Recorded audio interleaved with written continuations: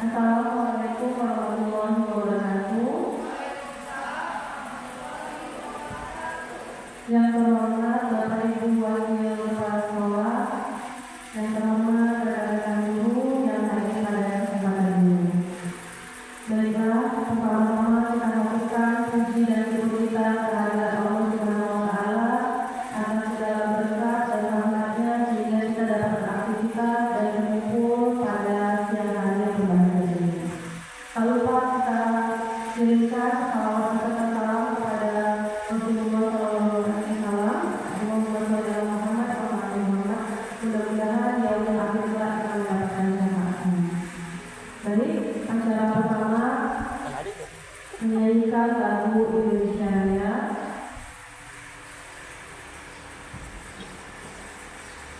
Hadirin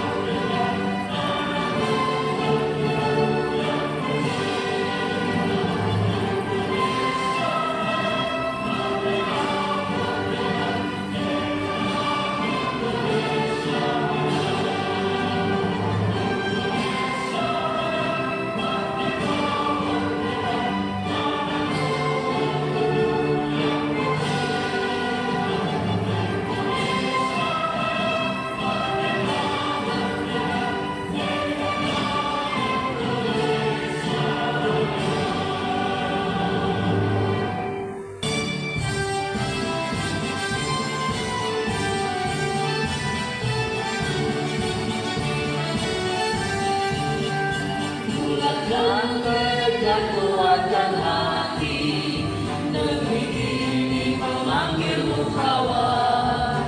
Belajar bergerak berbagi untuk negeri, guru bergerak majukan pendidikan.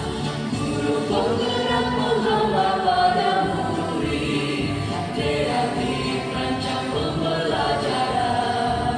Hargai potensi tingkatan prestasi, lahirkan profil pelajar Pancasila. Belajar bergerak berbagi untuk negeri, belajar bergerak berbagi untuk negeri, berbakti pada Ibu Pertiwi.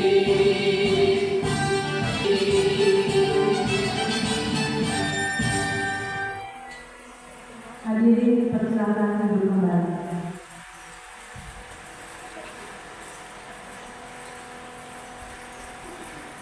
Baik, Bapak dan Ibu guru, pada kesempatan ini sebelum kita memulai kegiatan kita, kami PDIP Angkatan 11 ini mengucapkan terima kasih dan sebanyak-banyaknya kepada rekan-rekan guru yang bersedia hadir mengikuti kegiatan di seminar ini. Kami juga mohon maaf atas segala keterlambatan yang mudah-mudahan ini adalah masukan untuk kami. Untuk memperlancar acara kita pada hari ini, marilah bersama-sama kita berdoa semoga acara ini memberikan manfaat dan berkah bagi kita semua.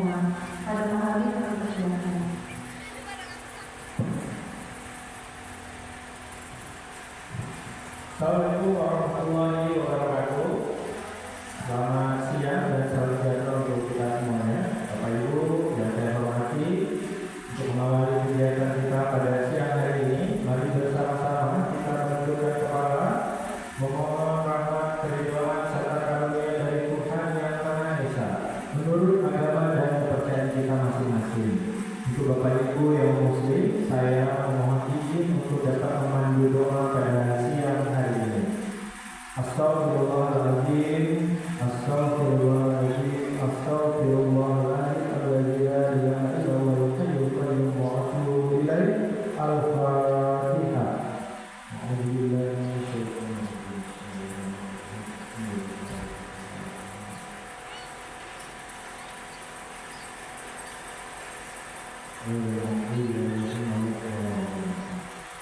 A'udzubillahi minasyaitonir rajim. Bismillahirrahmanirrahim.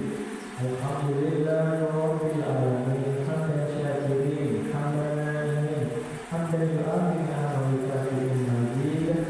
Ya Rabbana lakal hamdu kama yanbaghi lijalali wal ikrami wa 'azimi sultanik. Allahumma shalli ala sayyidina Muhammad wa ala ali sayyidina Muhammad. Allahumma ighfir lana dzunubana wa liwalidayna warhamhuma kama rabbayana shaghira wa li jami'il mu'minina wal mu'minat muslimina wal muslimat al-ahya'i minhum wal amwat bi rahmatika ya arhamar rahimin. Ya Allah, ya Rahman, ya Rahim, Maha Pengasih lagi Maha Penyayang. Jadikanlah kegiatan kami pada siang hari ini ya Allah menjadi kegiatan yang memperjuangkan agama-Mu ya Allah, menjadi kegiatan untuk menambah wawasan dan pengetahuan kami ya Allah, menjadi kegiatan yang Engkau ridhoi, Engkau rahmati dan Engkau berikan kemudahan di dalamnya. Ya Allah ya Wasyid, bukakanlah wawasan pikiran kami dalam mengikuti kegiatan ini ya Allah. Tunjukkanlah kepada kami ya Allah yang benar itu benar, yang salah itu salah ya Allah. Dan jadikanlah kegiatan ini ya Allah sebagai tumpuan kami untuk semakin kuat dalam melaksanakan tugas-tugas kami sebagai guru ya Allah, dalam melaksanakan tugas-tugas kami dalam mempersiapkan generasi bangsa Indonesia ini ke depannya ya Allah, di tengah hiruk pikuk yang tidak menentu seperti saat ini ya Allah. Ya Allah, berikanlah kemudahan kepada kami, ringankanlah langkah-langkah kami, jauhkanlah kami dari kejahatan makhluk-makhluk-Mu, dan jauhkanlah kami dari segala malapetaka yang menyenangkan. Rabbana atina fid dunya hasanah wa fil akhirati hasanah wa qina adzabannar. Subhana rabbika rabbil izzati amma yasifun, wassalamu alal mursalin, walhamdulillahi rabbil alamin.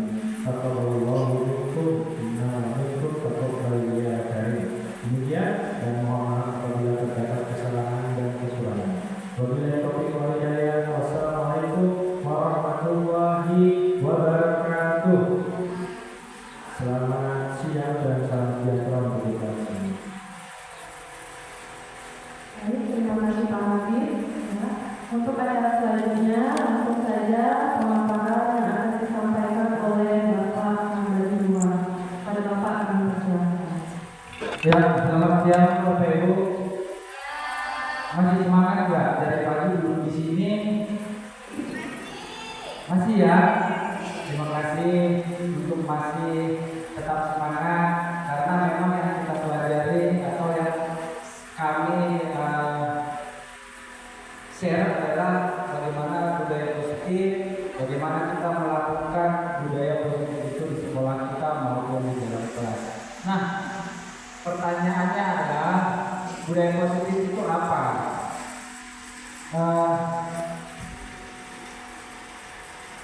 Ada latar belakang budaya positif ini sesuai dengan filosofi dari Ki Hajar Dewantara yang mengumpamakan sekolah sebagai ladang tempat persemaian bibit.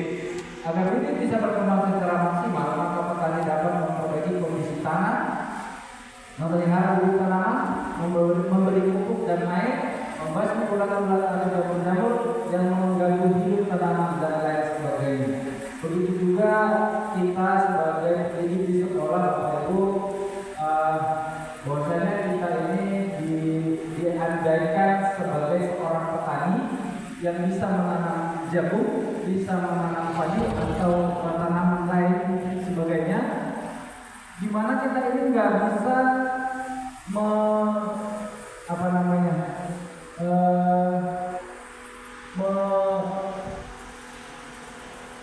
mengubah kodrat jagung itu menjadi padi, tidak bisa, dan mengubah berat padi ini menjadi jagung atau jagung menjadi apel, kan bisa.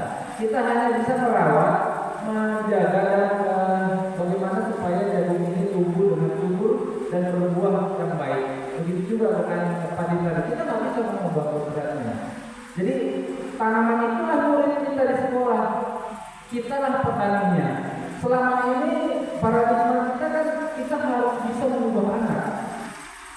Kita harus bisa ubah dia. Padahal anak ini punya potensi masing-masing dalam dirinya, di mana kita hanya bisa memupuk potensi itu supaya bisa tercapai secara maksimal.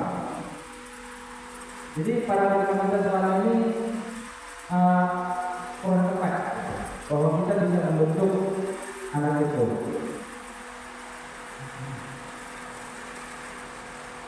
Betul. Saya juga berpikir seperti itu juga. Kalau ada yang dikatakan di sini itu ada peraturannya, ada hukumannya. Nah, tapi yang mau dibahas di sini adalah disiplin positif. Nah, apa itu disiplin positif? Mendidik anak untuk memahami bagaimana berperilaku yang pantas, dilatih untuk bertanggung jawab sehingga mampu mengendalikan perilakunya sendiri, caranya dan memperbaikinya sendiri. Nilai-nilai kebajikan universal.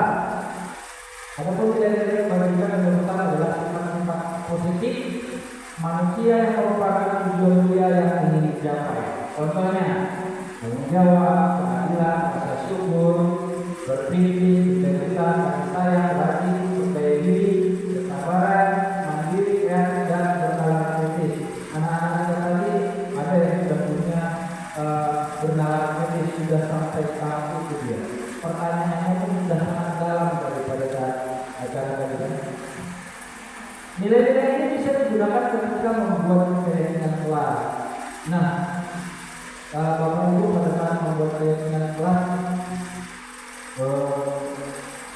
dibicarakan tidak dengan anak hukuman ini? Tidak, karena keyakinan itu tidak membutuhkan hukuman. Ya. Sanksi ada.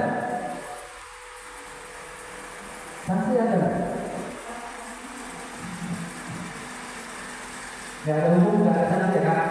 Oke, baik.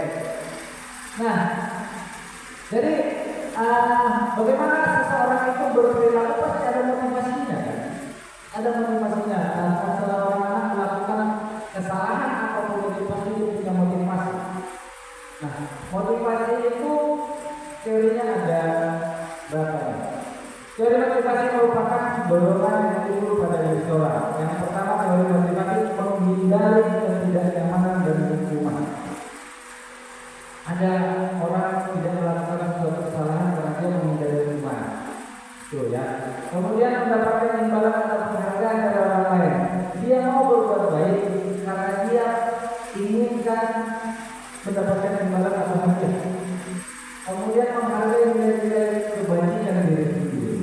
Kira-kira dari ketiga ini mana yang paling tinggi nilainya? Yang paling bawah, ya paling bawah. Karena kalau yang nomor 1, nomor 2 itu menghindari hukuman, berarti ada keterpaksaan. Yang kedua, supaya mendapatkan hadiah atau imbalan, itu juga ada ingin reward untuk dia, jadi tidak ikhlas. Nah, karena tidak ingin ditegur oleh guru atau kepala sekolah, karena ini yang mau kita pupuk, yang mau kita bangun di dalam diri anak, di dalam kelas. Jadi pada saat dia melakukan pelanggaran, nanti dia menyadari sendiri dan dia akan melakukan, karena dia sudah sadar sendiri bahwa itu salah, dia paham itu salah. Ini tadi ada hukuman. Kalau tadi saya bilang ada sanksi, jadi hukuman dan konsekuensi perbedaannya apa? Kira-kira apa?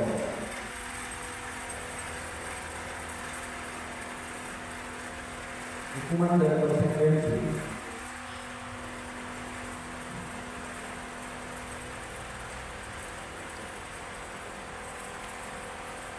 Saya kasih dulu sedikit. Kalau hukuman itu biasanya dia menyakitkan, makanya kita sering menghindar dari hukuman. Tapi konsekuensi itu apakah sudah tentu menyakiti? Belum tentu ya. Kalau misalnya saya terlambat, kemudian saya disuruh pulang lama, menyakiti tidak? Tidak ya. Tapi ini bisa ada konsekuensi. Bisa ya, bisa. Menurut kata sederhananya adalah hukuman itu bersifat langsung. Ketika melakukan kesalahan, guru langsung memberikan hukuman. Jadi hukuman itu pengertiannya itu bisa menyakiti, bisa mempermalukan. Kalau saya dulu menghukum anak, bisa saya cubit, bisa saya suruh di lapangan, atau saya suruh berdiri di depan tiap bendera pada saat panas. Itu kan menyakitkan Bapak Ibu. Itulah hukuman. Nah, kalau konsekuensi, sedangkan konsekuensi itu adalah adanya stimulus dan respon. Misalnya kalau anak datang terlambat, maka anak tersebut harus menulis pembukaan Undang-Undang Dasar 45. Itu kan tidak menyakitkan ya. Tapi ada konsekuensi yang diberikan kepada dia melakukan sesuatu tapi yang sifatnya mendidik.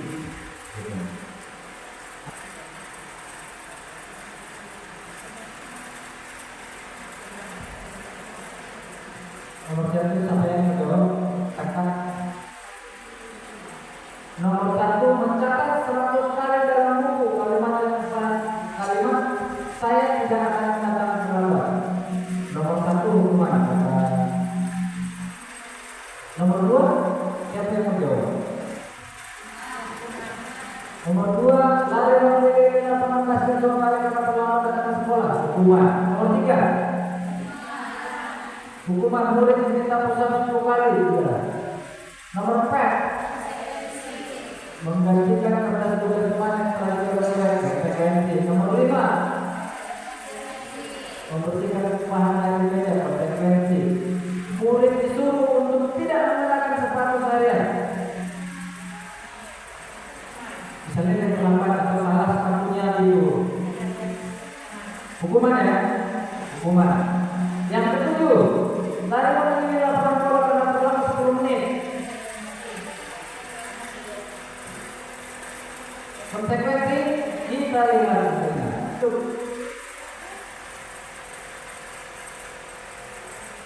Lari mencatat 100 kali hukuman. Lari menuju lapangan basket 2 kali karena terlambat hukuman. Murid diminta puasa 10 kali karena tidak piket hukuman. Menggantikan kertas tugas teman yang telah dilakukan konsekuensi. Membersihkan tumpahan air di meja konsekuensi. Murid disuruh untuk tidak mengenakan sepatu seharian di sekolah konsekuensi.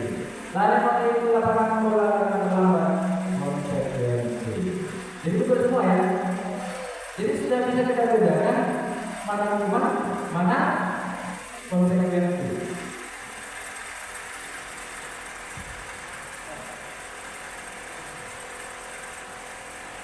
Nah, untuk 52 dasar manusia kami undang kepada Bu Fitri. Kami berbagi Bapak Ibu supaya tidak semakin banyak. Oke, terima kasih. Berikan semangat buat Bu Fitri. Terima kasih kepada Pak Arman. Masih semangat Ibu. Bapak di belakang masih semangat. Mohon izin ya Bapak Ibu untuk menyampaikan materi tentang 5 kebutuhan dasar manusia dan keyakinan kelas. Nah, di sini ada sebuah kasus. Ibu Yuli merupakan wali kelas 10-1, sedang ibu menghadapi kelas 1 muridnya, yaitu beberapa anak di kelas 10-1 dengan melapor mengeluh karena yoga sering meminta uang jajan kepada mereka dengan paksa. Jika Bapak Ibu berada di posisi Ibu Yuli, apa yang akan Bapak Ibu lakukan? Menurut Bapak Ibu, kira-kira apa alasan yoga tadi melakukan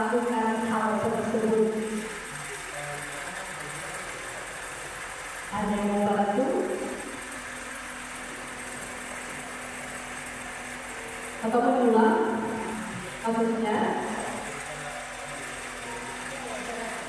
Jelas. Ada yang mau coba? Ya Bu?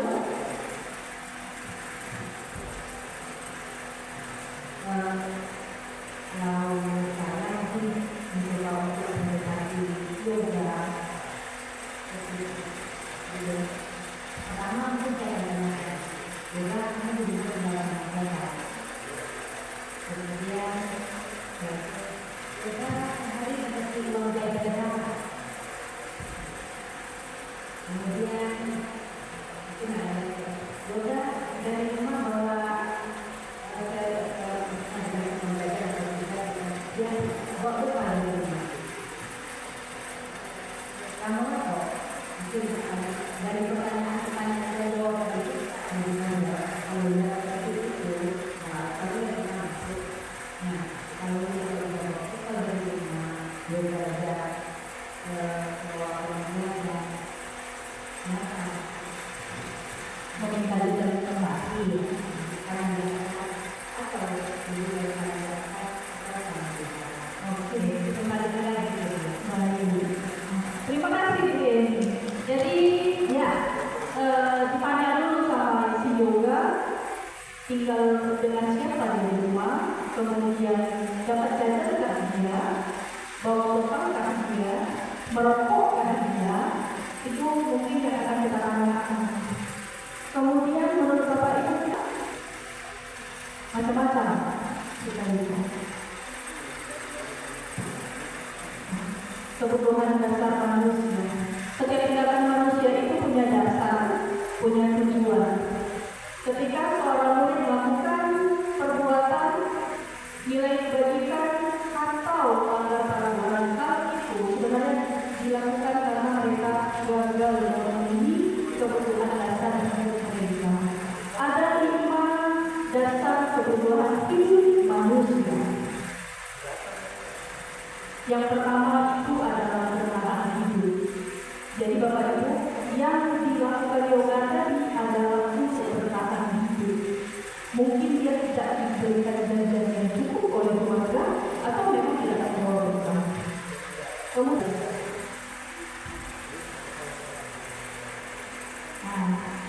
ini untuk yang bertahan hidup. Nah, bertahan hidup itu ada kebutuhan yang bersifat fisiologis, yaitu kesehatan, rumah, makan, pakaian, itu adalah kebutuhan untuk bertahan hidup. Selanjutnya, kebutuhan kasih sayang dan rasa terima. Meliputi kebutuhan akan hubungan dan koneksi sosial. Bapak Ibu pernah lihat ada seorang siswa atau beberapa siswa yang cenderung pendiam, cenderung mengasihkan diri, tidak diterima, merasa tidak diterima, ada. Bisa jadi gelas kasih sayang dan penerimaan itu sedang kosong. Jadi sebenarnya itu yang ingin kita bangkitkan kepada murid itu. Pengakuan atas kemampuan. Jadi kebutuhan ini berhubungan dengan kekuatan untuk memperoleh sesuatu menjadi kompetensi, terampil, diakui prestasinya, ini melihat mereka perlu banyak bergerak, suka mencoba hal baru dan dengan belajar. Anak-anak dan kebutuhan dasar akan kesenangan yang tinggi biasanya akan menikmati, biasanya ingin menikmati apa yang dilakukan. Jadi anak-anak cabut itu mereka butuh diakui sebenarnya. Mereka ada di sekolah, mereka ada loh. Jadi mereka butuh pengakuan. Karena kita tidak mengakui, makanya mereka bisa melakukan. Keyakinan kelas. Bapak Ibu pasti tidak membuat keyakinan kelas kan? Karena kita baru masuk semester baru. Jadi keyakinan kelas itu adalah kesepakatan antara guru dan siswa dalam sebuah kelas pembelajaran dan lain sebagainya. Nah, mengapa keyakinan kelas itu perlu diperkuat? Apakah perbedaan keyakinan dan peraturan? Apakah berbeda, Bapak Ibu? Beda. Kalau peraturan itu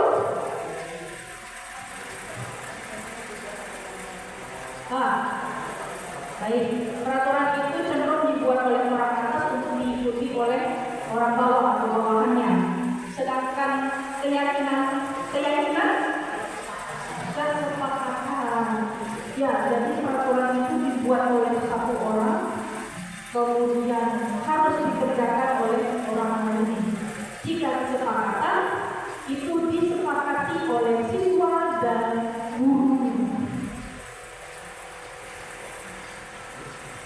Nah, kenapa kita butuh kesepakatan? Karena kesepakatan itu yang akan menjadi motivasi intrinsik, motivasi yang berasal dari dalam diri sendiri. Nah, ini adalah cara supaya keyakinan kelas kita bisa terbentuk. Yang pertama, itu dibuat oleh siswa dan guru, dibuat dalam bentuk positif, dijadikan pedoman di dalam kelas, mudah diingat, lebih abstrak dari peraturan, kemudian sesuai dengan kondisi kelas, berupa pernyataan universal atau umum, dan melibatkan semua warga kelas atau sekolah. Nah, ini ada contoh, Bapak Ibu. Ini yang manakah yang termasuk keyakinan kelas? Yang hijau atau yang putih?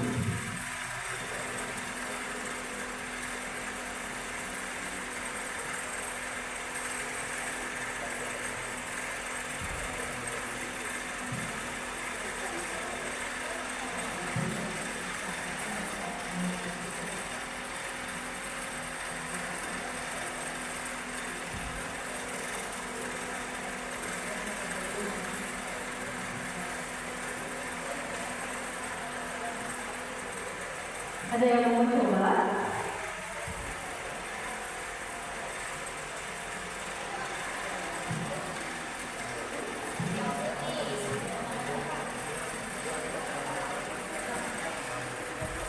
Memang mau coba nih?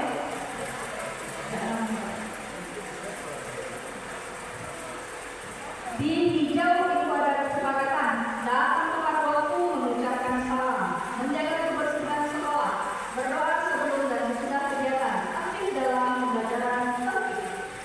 Sedangkan yang di putih, kesepakatan kelasnya, kami guru dan murid yang saling menyayangi, kami murid yang semangat belajar, kami murid yang peduli dengan teman-teman. Jadi kira-kira yang manakah yang dimaksud dengan kesepakatan kelas? Yang hijau atau yang putih? Yang putih. Kepulangan kalau kita semua dulu tidak betul. Pada saat kami apa juga? Waktu kami elaborasi hijau daripada putih.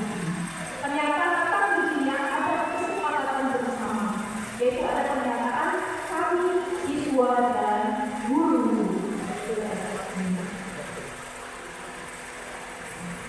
Nah, di sini ada beda peraturan dan ada keyakinan kelas. Nah, kalau peraturan itu bersifat tegas, kalau keyakinan kelas itu bersifat abstrak.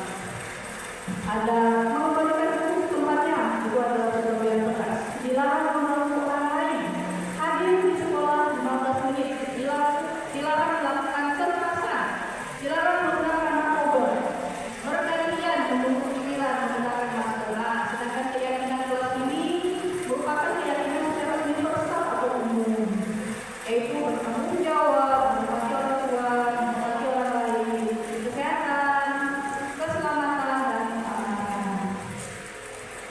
Nah,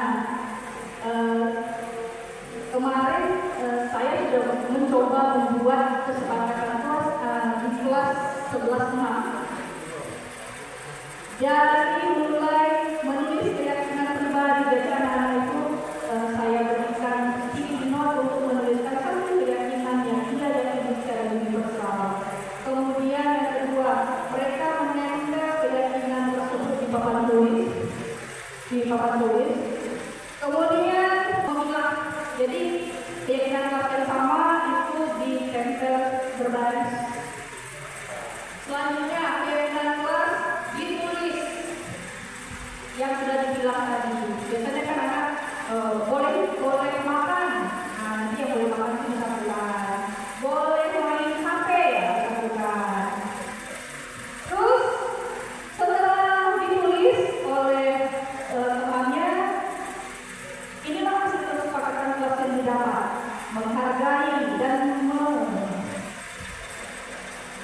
menghargai dan mendengarkan guru yang sedang mengajar di depan.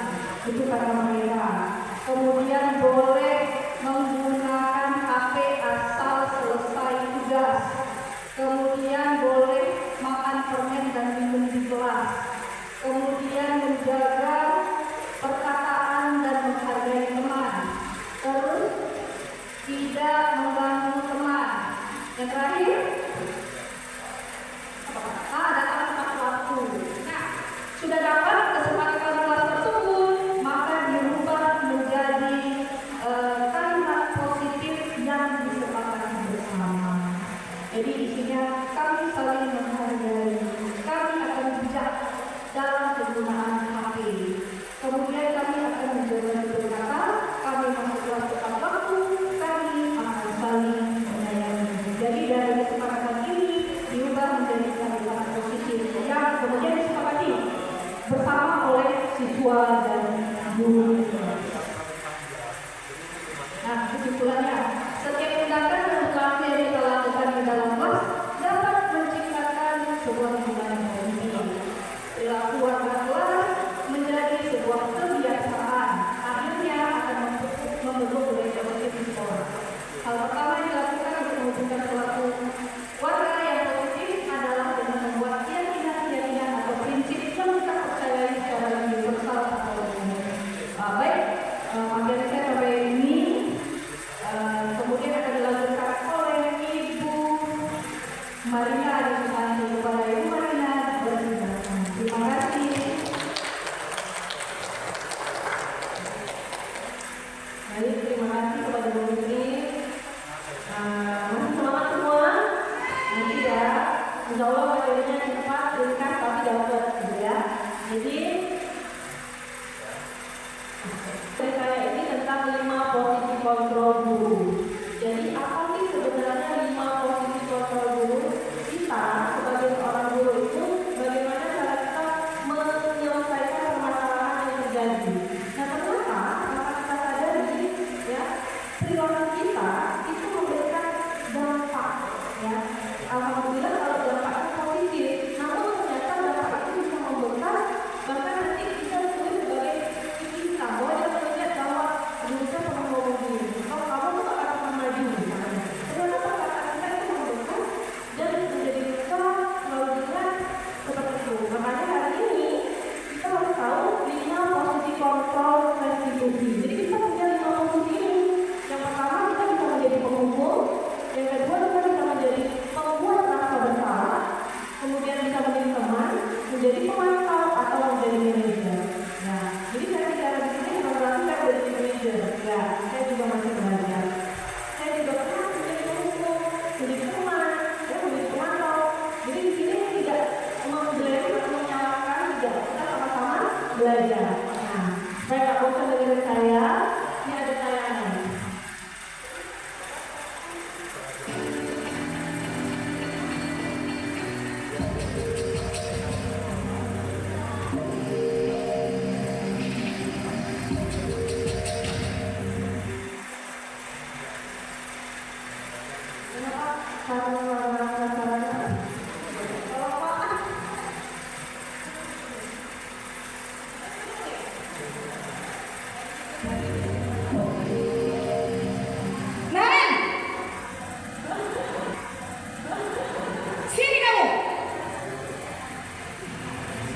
Selamat pagi, Bu.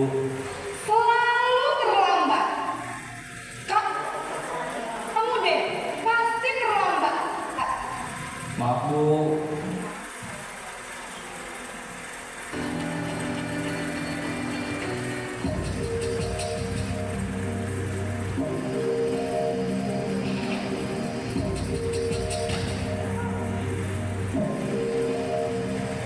Naren, sini kamu. Selamat pagi, Bu. Selalu terlambat. Kamu deh, pasti terlambat. Maaf, Bu. Saya Apa? Apa coba? Alasan kamu apa lagi? Kapan sih kamu tidak terlambat? Malas sekali ya kamu jadi anak. saya Dasar pemalas. Gak kapok-kapok sih kamu? Sudah berapa kali terlambat? Sana, kamu keliling lapangan basket 2 kali. Kenapa saya harus pilih lapangan basket, Bu? Kenapa? Kamu melawan ibu. Berani-beraninya jawab. Sudah terlambat, masih berani jawab pula. Sekarang, keliling lapangan basket 5 kali sekalian. Biar kapok. Cepat. Pergi sana ke lapangan basket.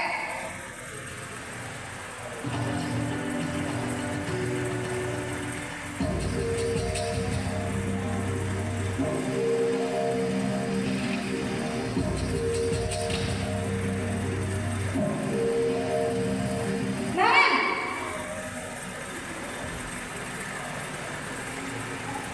Selamat pagi, Bu. Naren, kamu kenapa terlambat lagi, nak?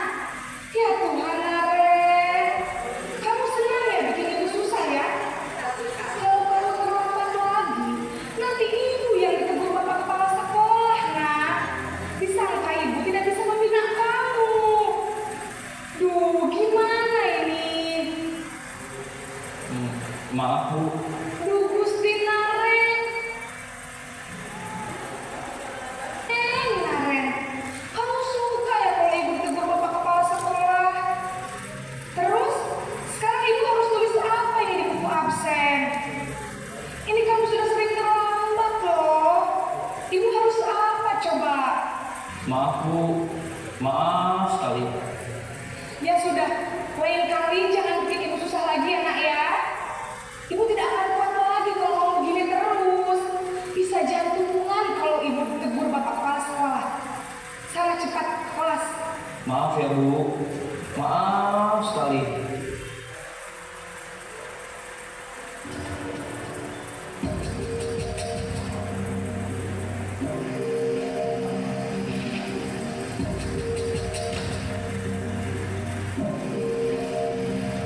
Naren!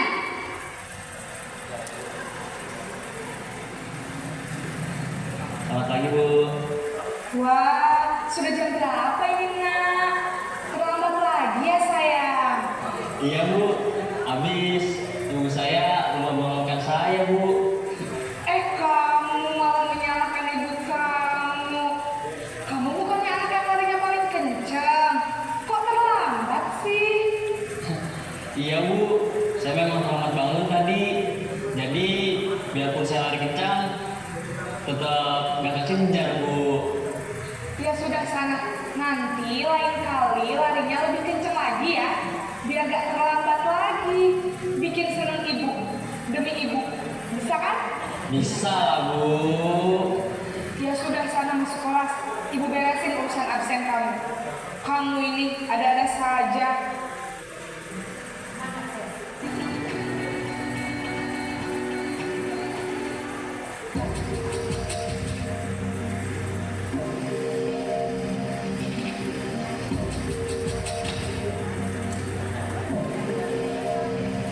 Naren!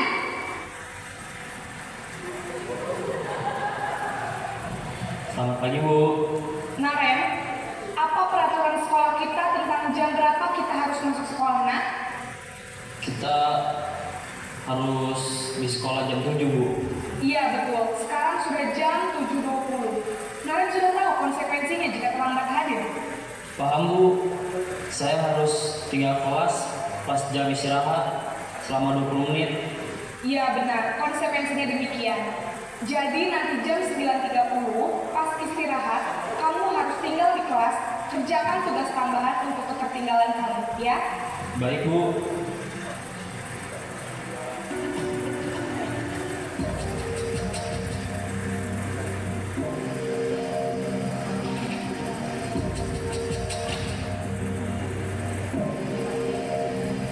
Naren!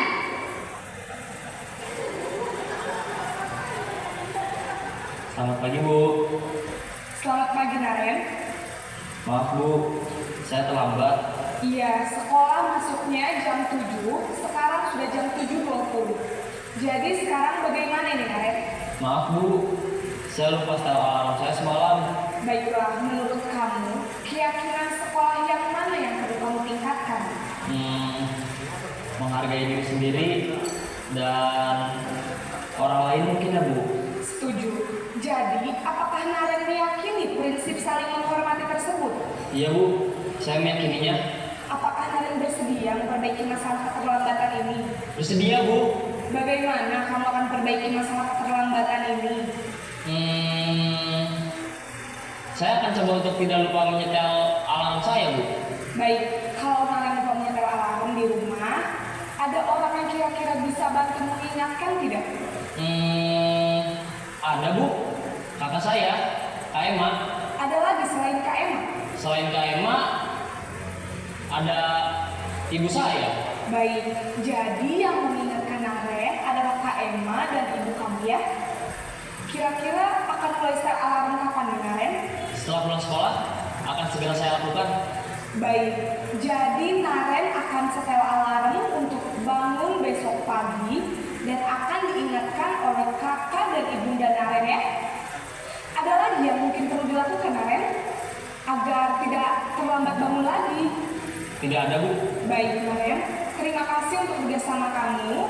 Sekarang kamu perlu kembali ke kelas untuk belajar. Baik Bu, terima kasih.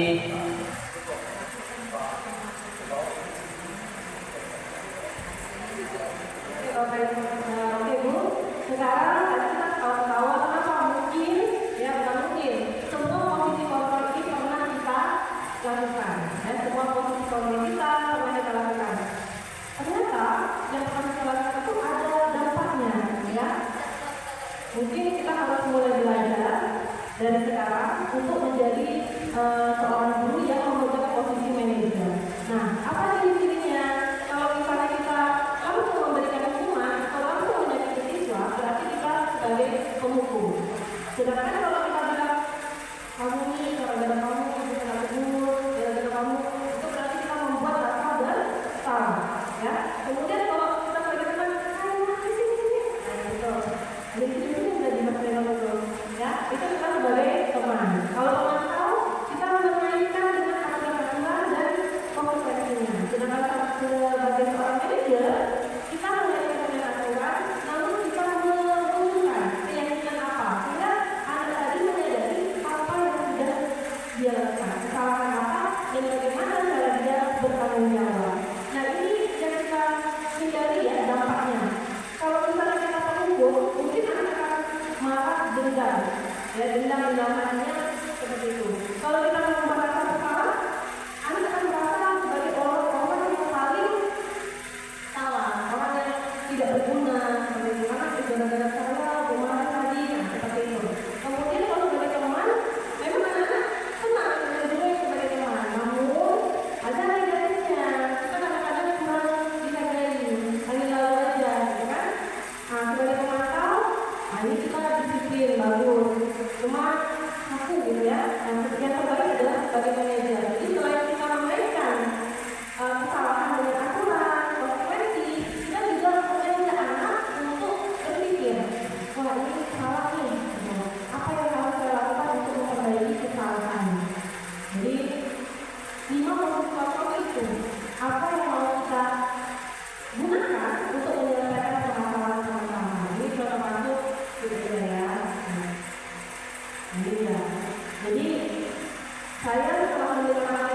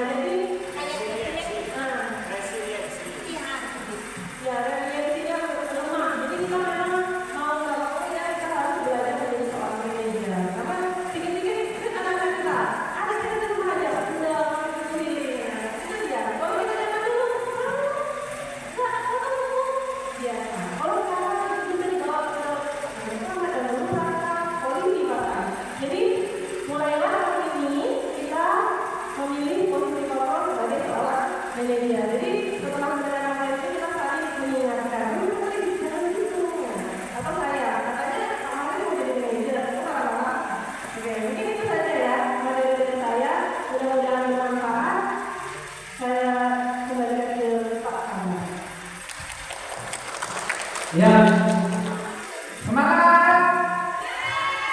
Tepuk pramuka.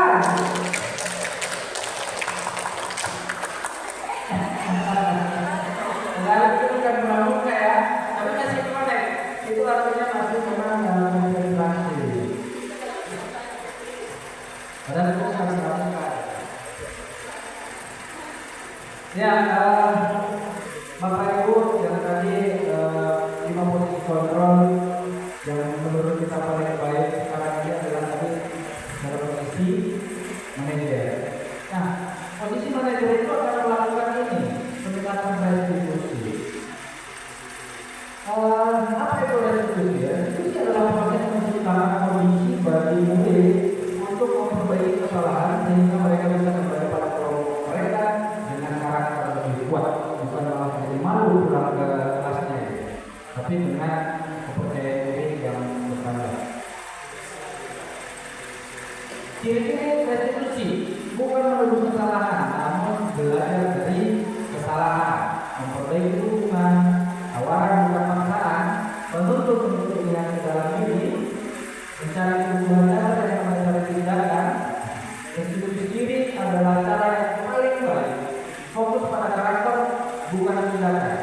Fokus pada solusi, mengembalikan murid yang berbuat salah pada kelompoknya.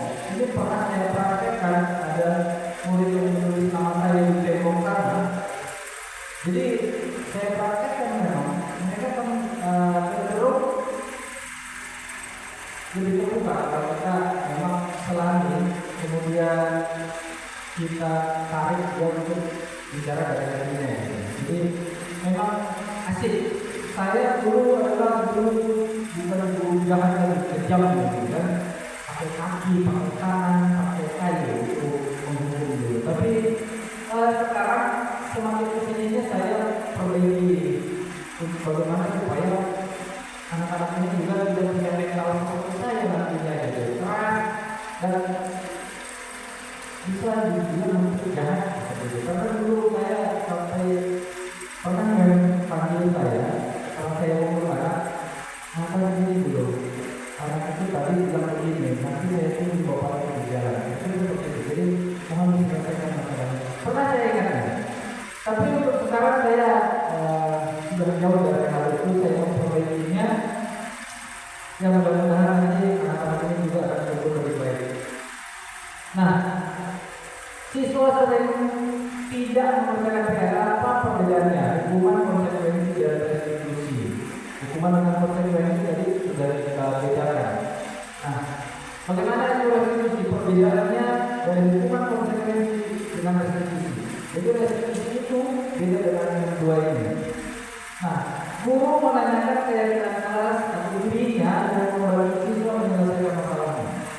Guru terbuka dan siswa menghormati dirinya dan orang lain. Nanti saya ada contohkan video saya dengan anak. Tapi kalau yang video di sini nanti adalah memang saya sudah atur ya. Tapi seperti itulah harapannya. Ini dia segitiga restitusi. Yang pertama kita lakukan restitusi itu adalah menstabilkan identitas anak itu. Nah, setiap orang, misalnya kalimat yang kita berikan adalah setiap orang akan melakukan kesalahan pernah. Saya juga pernah. Gitu ya. Kamu bukan satu-satunya yang pernah melakukan ini. Jadi kan dia tidak merasa paling bersalah pada saat itu. Sehingga dia bisa membuka diri untuk lebih terang karena dia tidak merasa tertekan. Gitu. Kemudian validasi tindakan yang salah. Kita pastikan tindakan yang salah itu seperti apa. Dia akan menceritakannya itu. Kalimat yang bisa kita serahkan, aku tentunya punya alasan kenapa melakukan itu. Ya, kemudian ada cara yang lebih efektif untuk mendapatkan apa yang kamu butuhkan. Karena seperti di awal tadi, semua tindakan pasti punya alasan atau tujuan atau keinginan yang ingin dicapainya. Jadi semua tindakan ini pasti benar. Kemudian menanyakan keyakinan. Kita tanyakan misalnya keyakinan apa yang telah disepakati, pasti dia akan kesulitan, ya kan? Nanti kita tanya, kamu ingin memperbaikinya? Pasti dia katakan iya, tak mungkin dia katakan tidak. Kalau dia katakan tidak, berjalan.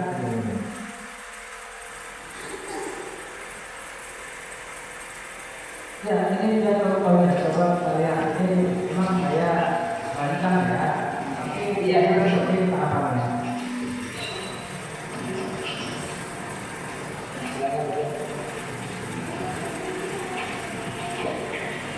Siang, saya dengar kamu marah-marah dengan Reza. Ya Pak, baru tadi dia ngomong sama saya Pak. Tadi udah belajar Pak, belum dapat berapa bulan. Masa dia nggak dapat mengontek?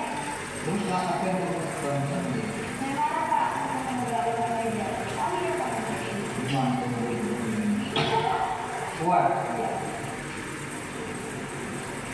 Mungkin kamu belajar ya. Mungkin kalau saya sebenarnya karena saya merasa saya punya waktu aja ya. Terus menurut kamu nih, keyakinan kelas apa yang kamu tidak sesuai dengan diri?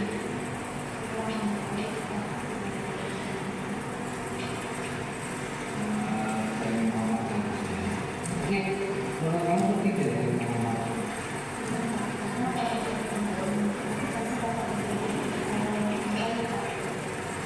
Ya, kalau kamu mendapatkan keyakinan apa yang harus kamu lakukan, kalau kamu selama apa gitu maksudnya?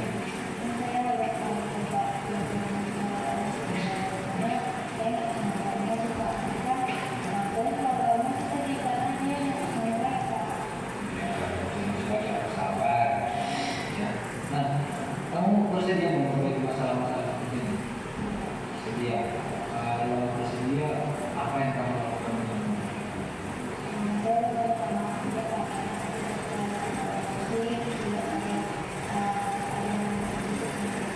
Sekarang saya masih ini. Sudah tidak minta maafnya. Makasih kamu.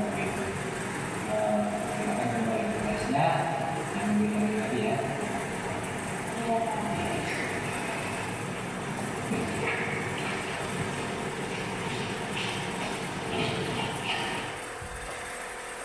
Ya, ada kecenderungan Bapak Ibu pada saat kita melakukan atau mengatakan saya akan berbuat seperti ini, kita punya tanggung jawab untuk melakukannya. Tapi kalau misalnya kamu harus berbuat seperti ini, dia tidak punya tanggung jawab apa di situ, karena berdasarkan perintah. Tapi kalau saya mengatakan saya akan melakukan ini, saya punya tanggung jawab pribadi. Baik secara moral dan etika saya harus melakukan itu seperti itu. Jadi kita itu restitusi itu semuanya kita tanyakan berdasarkan keyakinan pribadi dia. Baik kesalahannya apa, dia harus sadar sendiri kesalahannya apa. Bagaimana dia memperbaikinya, dia harus sadar sendiri. Dan apa yang akan dilakukannya ke depan untuk memperbaiki itu, dia harus sadar sendiri. Supaya dia punya rasa tanggung jawab sendiri untuk melakukannya. Sehingga perilaku itu bisa bertahan di dirinya. Kira-kira seperti itu. Jadi tidak ada motivasi lain untuk mendapatkan dia pujian atau apa untuk dia melakukan hal yang baik. Nah, dalam penerapan program disiplin positif, hendaknya kita sebagai guru memiliki standar kepribadian, profesional, dan sosial yang baik. Guru diharapkan mampu merefleksi pada posisi kontrolnya saat ini bagaimana dirinya sebagai seorang ahok atau posisi manajer yang menuntut murid-murid menjadi insan yang mandiri, merdeka dan bertanggung jawab. Dan dalam penyelesaian masalah hendaknya kita menggunakan segitiga restitusi. Jadi saya bukan mau cerita Bapak Ibu, sebulan belakangan ini saya sering sengaja, saya sebenarnya mau ngadain itu ngetes apakah kesepakatan sekolah kita yang senyum, sapa, salam, sopan santun itu sudah mereka lakukan. Jadi saya sering di dalam pagi-pagi masih mereka lewatin gitu. Ada yang lewatin, ada yang salah. Jadi tapi semakin hari semakin banyak yang salah. Semakin hari semakin banyak. Nggak pernah saya panggil. Kamu sini salahnya yang jalan. Saya biarin aja lewat. Jadi sebenarnya memang kebiasaan kita aja ya. Dan tapi dari diri. Kalau saya suruh mungkin nggak mau ya. Tapi karena kemauan itu datang dari saya yang lakukan itu. Jadi semua itu harus memang dari diri. Saya bukan diri itu hanya sekedar saya ya. Apa namanya itu? Ngetes lah. Ya, habis ya. Terima kasih untuk Bapak Ibu semua untuk perhatiannya, untuk tanggapannya, masukannya kepada kami. Semoga apa yang disampaikan dapat bermanfaat bagi kita di kelas, di sekolah, bagaimana kita menghadapi anak, bagaimana kita melakukan tugas kita sebagai guru, sebagai amok, sebagai petani. Anak-anak kita itu adalah lingkungan yang kita tanam dan pelihara. Bagaimana mereka berbuah yang baik, bagaimana mereka menjadi diri mereka sendiri, membangun potensi mereka. Mari kita bangun bersama-sama. Terima kasih, selamat siang, dan dari kami salam guru penggerak. Terima kasih.